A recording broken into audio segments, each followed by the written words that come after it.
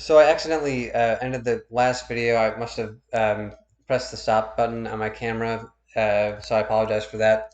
But I was trying to figure out what the plot was for Mega Man and why they were trying to stop Dr. Wily. In the description I found, it just says that Dr. Wily is attempting world domination, and this is on the IMDb site. So this is again, this game is released in 1987. This is the first one on NES. So again, it's a 2D side scroller. You control Mega Man, who I described. He has the blue helmet and gun and the protective suit with the boots and gloves. And you move him throughout the game. He can climb up ladders. He can shoot enemies with his energy beam, which is his basic attack. And you can jump over enemies. Mega Man can't jump super high, but his running speed is normal, also not super fast, not super slow. So well balanced. And the main unique feature of these games are that you can gain the power of the enemies you defeat, the bosses at the end of the levels. If you do end up defeating them, you collect a capsule from them, which then grants you a special ability which they once held. So Cutman is the first one I can think of that. I think he is the first boss made available for the first game. Cutman has scissors for head for well, not for a head, but he has scissors on top of his head, which he uses to shoot out at Mega Man to attempt to kill him. Um, Mega Man, if you defeat Cutman with Mega Man, you'll gain that cut power, which you can use in later levels to defeat various types of enemies. And there are some points in the game where you do need that boss's power, whoever that may be, to defeat different types of enemies as well as different types of bosses. So that's a really unique element of the game, which is unique to the series and has become well known. Um, the games are really good, very difficult. The platforming can be difficult at points, especially at the times where platforms will disappear and then reappear.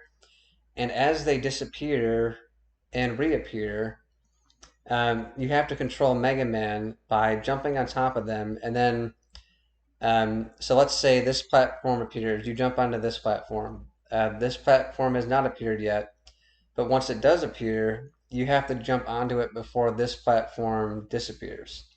And there can be multiple moments of this happening. So if you want to get from point A to point B, there might be multiple platforms like this, and then so this will appear, and then this will appear, and then this will appear, or this will disappear, and then you have to time it right. So you jump on this as this appears, jump on this one as this appears, and so on and so forth.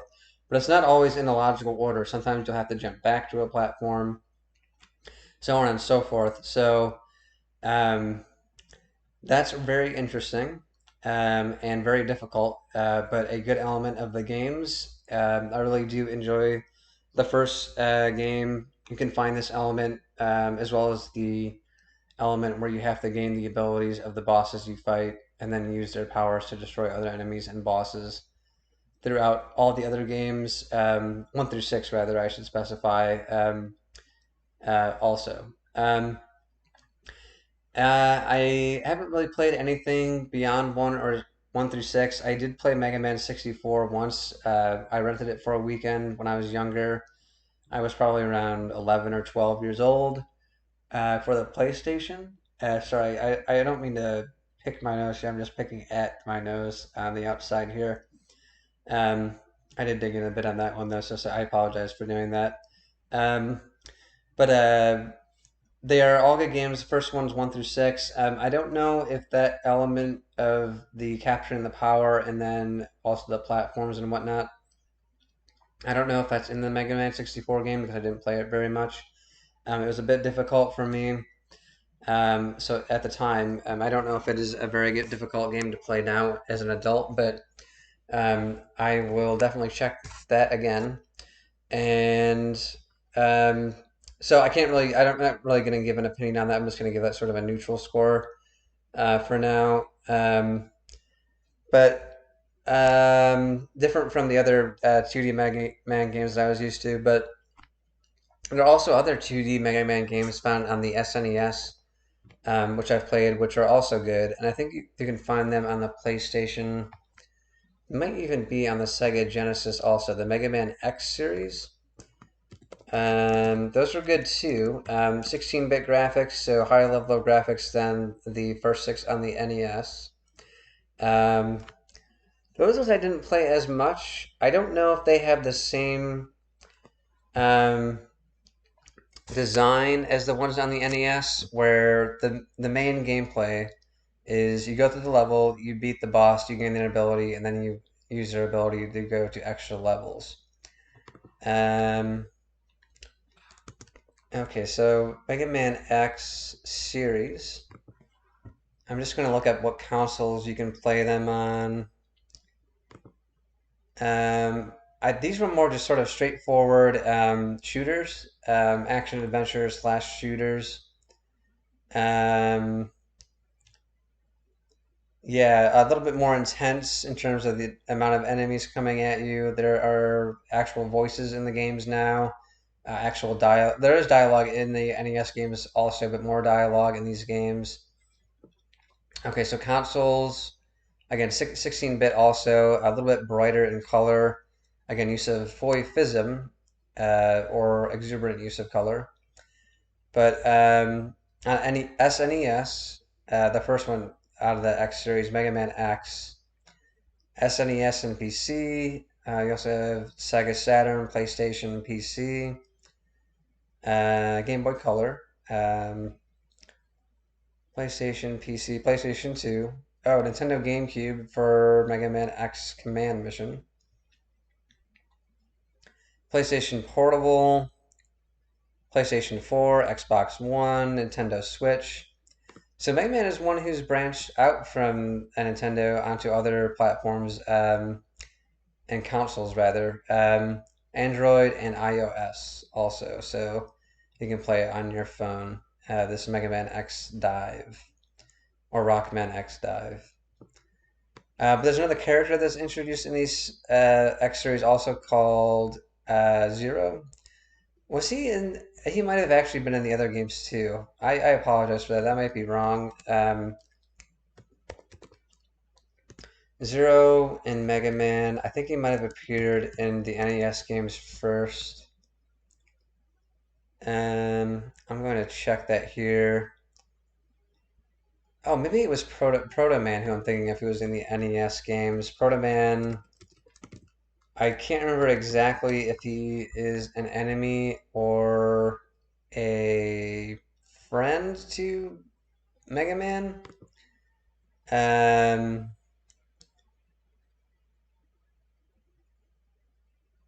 okay, so he's actually the early prototype of Mega Man. Made his first appearance in the NES game Mega Man 3. Okay, so Proto Man is in the NES game Mega Man 3, and then Zero, first appearance in Mega Man X. And this is from Wikipedia that I'm getting all this information from. Um,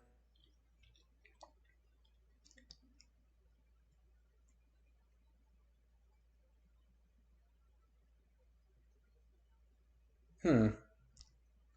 Proto Man always appears after his distinctive whistle. I do remember that.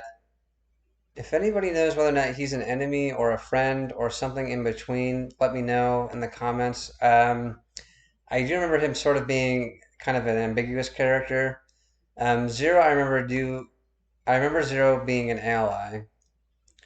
So I think that's the case. Yeah, Mega Man X in 1993.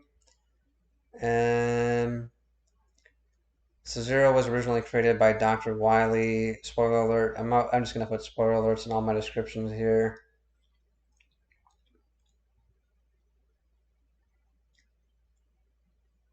I do think he's a friend to Mega Man, if I remember correctly. Yeah, so Zero is a friend. Proto Man, I think, is an enemy, but then I remember him giving him Mega Man something too, I think.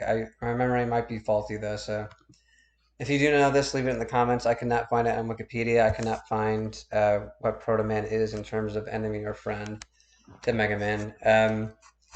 Anyway, I just want to speak a little bit more about the X games. Um, they're a bit faster paced, a bit more action, a bit more intense. For the SNES or Sega or PlayStation, the processing power has that capability to give a more intense Mega Man to others, but and as well as myself, gamers, I should have said. But the original games on the NES are still good, and I still do go back to those now and again to play them. They're still fun, not as extreme in terms of graphics, and there isn't any actual sound behind the dialogue. It's just text. But despite the aesthetics and the speed and intensity of gameplay, the games are still really challenging, still very unique, and I really enjoy them. Very good games overall, and yeah, I don't have anything bad to say about the Mega Man series. I think the only Mega Man X games that I played was Mega Man X 1 and then maybe Mega Man X 2. Um, I think those are the only ones that I've played. Good games overall. That's it for this video. Thank you for watching. Feel free to leave a comment. Feel free to like and subscribe. And thanks again. Hope you have a good rest of the day.